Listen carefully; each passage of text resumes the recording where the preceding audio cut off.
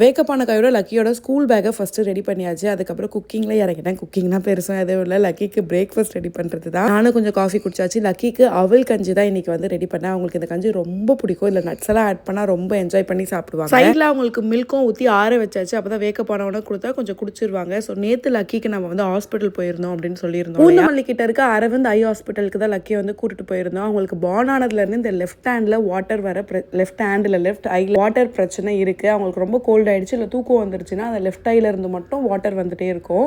சின்ன வயசுல கேட்கும்போது அது வளர வளர சரியாயிடும், ஏதாவது பிளாக் இருக்கலாம் அப்படின்னு சொல்லியிருந்தாங்க.